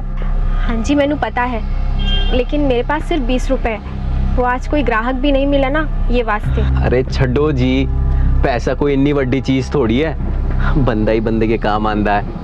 और इतनी रात में मैं आपको कल्ले कैसे छोड़ दूं? एक काम करो जी, आप ना मेरा फोन नंबर ले लो, है ना, जब पैसे आए तो वापस कर देना। चंगा जी चंगा। लिख लो जी, लिख लो जी। 83, हाँ जी, 10 कहाँ हो तुम? इतनी रात हो गई और अब तक नहीं आए। फोन मुझे ना तुम्हारे बिना नींद नहीं आ रही है। और तुम हो कि कमीनी, नाम क्या है तेरा? फोन क्या कर रहा है तू? हाँ, बाहर इधर उधर मुंह मार रहा है। हाँ, भूल गया तू मैंने तेरे लिए क्या क्या किया है? मुझे छोड़ के जाने की बात कर रहा है? जान ले लूंगी तेरी। अगर मुझे छोड़ने की कोशिश भी की ना तो जान से मार दूंगी तुझे। मतलब रेशमा से तेरा रिश्ता खत्म हो गया? बिल्कुल सर जी। तो फिर रेशमा का मर्डर किसने किया? सर जी, पूरे दावे के साथ तो नहीं कह सकता, पर मेरा प्रा मतलब मेरे रूप पे शक है सर जी। क्यों यार? देखो तुम छोड़ के गए हो, मेरा क्या हाल हो गया है। वो रोज मुझसे जबरदस्ती करता है और अब तो वो मुझसे धंधा कराना चाहता है। ओए, गल सुन मेरी, रेशमा को परेशान करना बंद कर दे, समझा? बंदा बन जा। ओए कंजर, पता नहीं कहाँ कहाँ मुंह मारता फिरता है तू। कंजर बोल रहा? और मैनू कंजर बोल रहा? और उस दिन झगड़े के बाद रूप मैनू कभी नहीं मिला, ना ही उसने मेरा फोन उठाया। किसी ने मैनू बताया कि रेशमा को कुछ हो गया है, तो मैं उसके घर चला गया उसको देखने वास्ते कि कहीं रूप ने तो कुछ नहीं कर दिया। मैं अंदर गया तो देखा कि रेशमा मरी पड़ी है। ऐसी भी थी सर जी, दुख तो होता है ना किसी के मरने का। जरा खोल दे। देख लकी, फिलहाल तो जाने दे रहा हूँ, पर एक बात याद रखियो, शहर छोड़ कर नहीं जाना, और तेरी हाजिरी चाहिए मुझे थाने में हर हफ्ते। और एक बात, अगर रूप के बारे में कोई भी खबर मिले तो हमें बताइए। जनाब, लकी के फ़ोन की लास्ट लोकेशन उसके घर के आसपास का है, या फिर वो जहाँ काम करता है वहाँ। लेकिन कत्ल के दिन रूप के फ़ोन की लास्ट लोकेशन रेशमा के घर के टावर का है, और फिर चंडीगढ़ होते हुए दिल्ली, जहाँ phone last time switch off हुआ। जनाब, इससे साफ जाहिर होता है कि रूप ने रेशमा का खून किया और दिल्ली फरार हो गया। दिल्ली पुलिस को इन्फॉर्म करो और रूप का अरेस्ट वारंट जारी करवाओ। तमाम कोशिशों के बावजूद पुलिस को रूप कहीं नहीं मिला। वहीं लकी हर हफ्ते आके थाने में हाजिरी लगाने लगा। उसने परवीन के साथ घर बसा लिया था।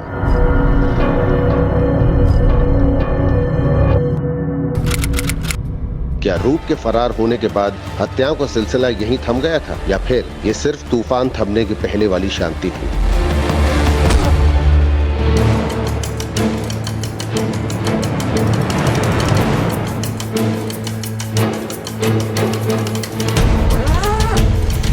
जनाब, लाश तो 2-3 दिन पुरानी लग रही है।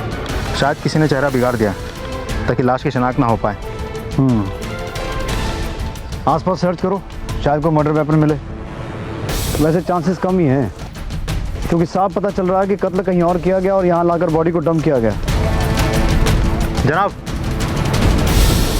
मेरा तो कैक्टस का काम है, बहुत लोगों को काट देता हूँ मैं। ये वहाँ कैसे पहुँचा मुझे मालूम। इस फोटो को देखकर पहचान सकते हो कौन हो सकती है ये लड़की? ये परवीन लग रही सर। तुम्हें कैसे पता कि ये परवीन है? मेरे पास खाना बनाने का काम करती थी, खाना बनाते समय उसका हाथ जल गया था। ये रहती कहाँ थी? पिछले गली में 15 नंबर मकान में रहती। हाँ ढिलो, कुछ मिला? जनाब,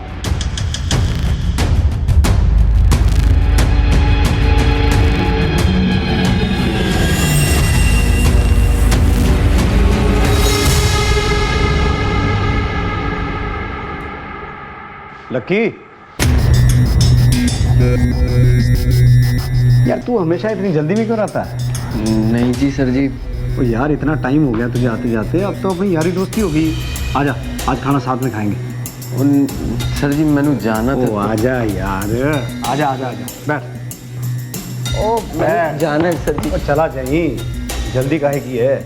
ये देख, स्पेशल तेरे लिए चिकन मंगाया है। चिकन तो पसंद है ना? जी सर जी। अब सोच क्या रहा है फिर, हो जा शुरू। एक बात बता, तेरी बीवी प्रवीण का मर्डर हो गया और तू चिकन खा रहा है? सर जी मैंने नहीं पता। आप कुछ समझ नहीं आ रहा है ना? क्या कह रहे? समझाता हूं।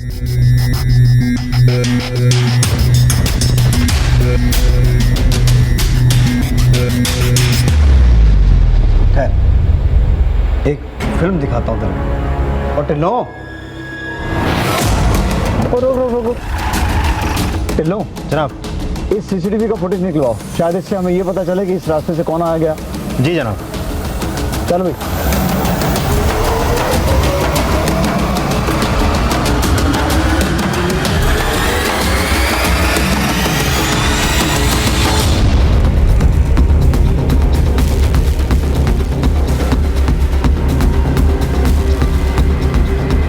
अब समझ आया?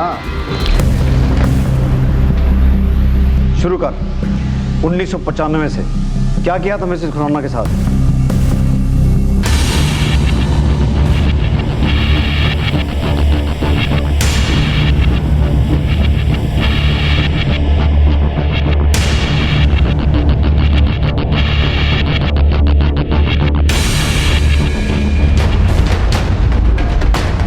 और मिसेस बल्ला, जिसकी बॉडी नहीं मिली आज तक। ये क्या कर रहा है? ये क्या कर? ताकि पुलिस सिर्फ मिसिंग कंप्लेन दर्ज करे और मैं अगर फंसा भी तो मेरे खिलाफ कोई सबूत ना मिले। उस दिन तो मैं रेशमा के घर से भाग गया था। फिर ज़हीर मेरे पास आया, हाथापाई करने लगा। थोड़ी देर तो मैंने देखा सर जी, इसलिए उसने ज़हीर के खून का इल्ज़ाम अपने सर पे ले लिया था। जब वो जेल में थी तब मैंने परवीन मिल गई थी और बिना औरत मेरा गुजारा होना मुश्किल था सर जी। जिस औरत ने तेरे लिए कत्ल का इल्जाम अपने सर पे ले लिया, तूने उसे ही मार दिया और इल्जाम लगा दिया अपने छोटे भाई रूप पे, हैं? अरे वो कमीना था सर जी, रेशमा के चक्कर में उसने मेरे से लड़ाई की। पर रेशमा को क्यों मारा? रेशमा को जेल से बाहर आने में 3 साल लग गए। तब तक तो मैं परवीन का दीवाना हो चुका था जी। इस करके रेशमा ने मैनू धमकी दी। रूप का मोबाइल मेरे पास था जी, तो मैंने अपना मोबाइल घर में छोड़ के रूप का मोबाइल लेके रेशमा के घर गया। अगर तू मुझे छोड़ के गया ना तो मैं सबको बता दूंगी कि ज़हीर का खून मैंने नहीं, तूने किया है। हाँ, सबको बता देगी? सबको बता दूंगी। अब रूप का मोबाइल एक चलते ट्रक में डाल दिया ताकि आप लोगों को लगे कि रूप रेशमा का कत्ल करके फरार हो गया है। इतना कंजर आदमी मैंने अपनी जिंदगी में नहीं देखा कभी। अगर परवीन तुझे इतना प्यार करती थी तो परवीन को क्यों मारा फिर? सर जी, इसके बाद परवीन मैनू अपने पिंड ले गई। वहाँ मैनू उसकी छोटी बहन दिखी, 21-22 साल की, बड़ी सोहनी कुड़ी।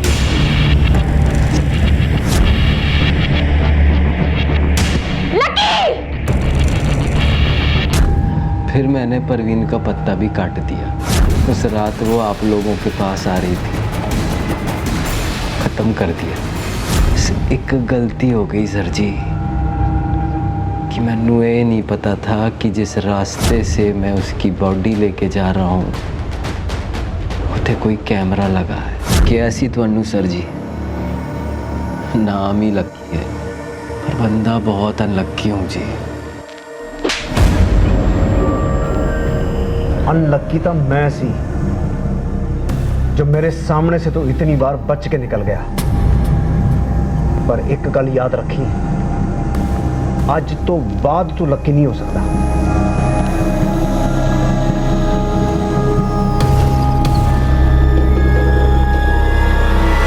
क्राइम पेट्रोल के ऐसे ही मजेदार एपिसोड्स देखने के लिए हमारे चैनल को सब्सक्राइब करें